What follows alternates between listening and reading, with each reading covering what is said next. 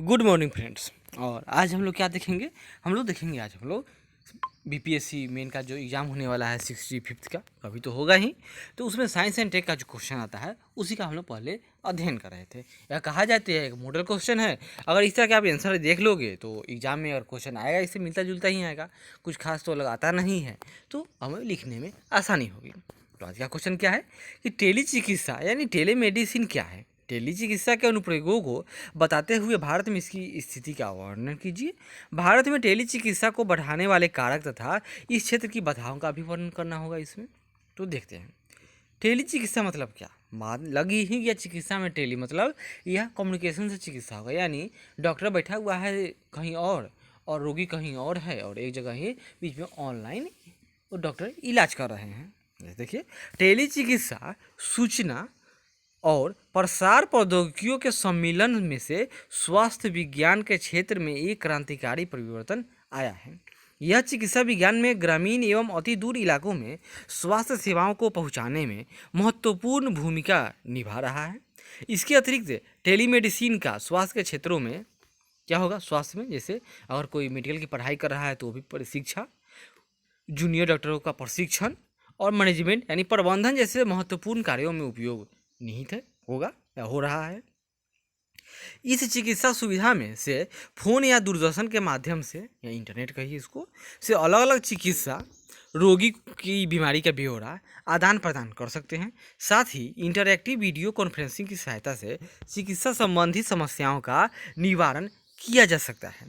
यह एक प्रकार से घर बैठे उपलब्ध चिकित्सा सुविधा है।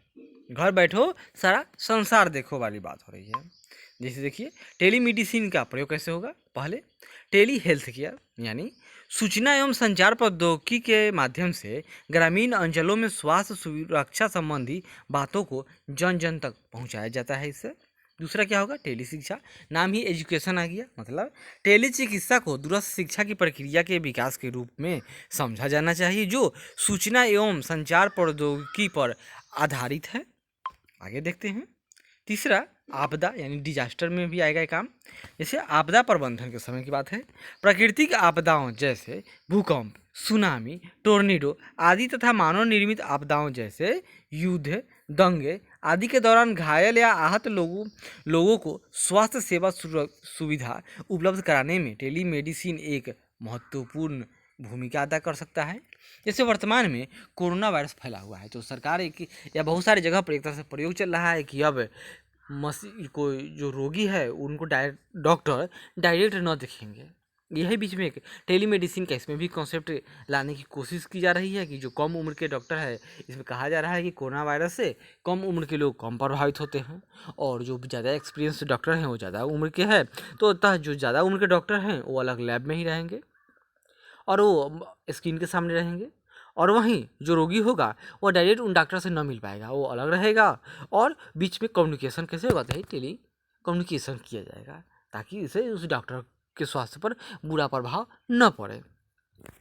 टेली घरेलू स्वास्थ्य सेवा यानी इसका प्रयोग घर के किसी बूढ़े व्यक्ति या चलने में असमर्थ रोगियों की चिकित्सा में किया जा सकता है।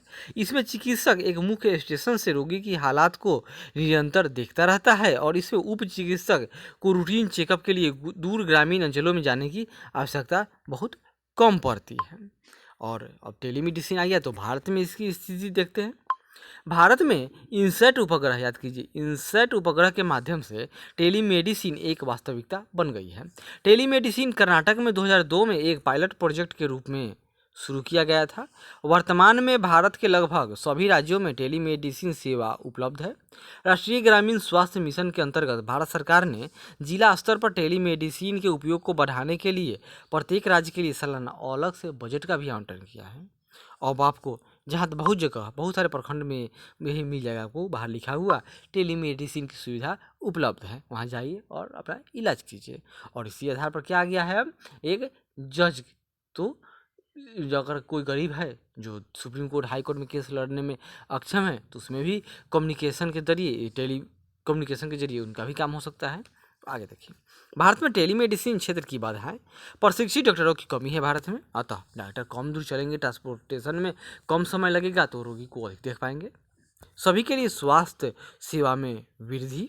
गांव शहर की दूरी, चिकित्सा सुविधाओं में अंतर या भेदभाव आदि में भारत में टेलीमेडिसिन क्षेत्र की प्रमुख बाधाएं हैं।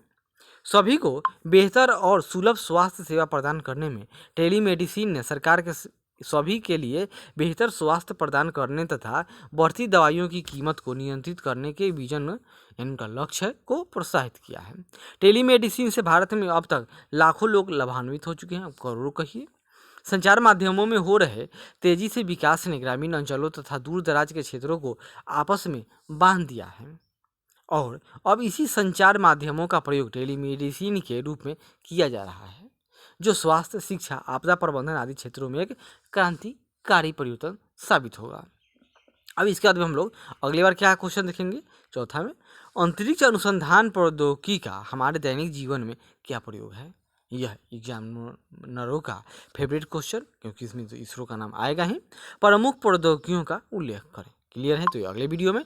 तब तक धन्यवाद। आशा करते हैं कि अच्छा लगे तो जरूर लाइक करें, शेयर करें, कमेंट करें और सब्सक्राइब करें। धन्यवाद।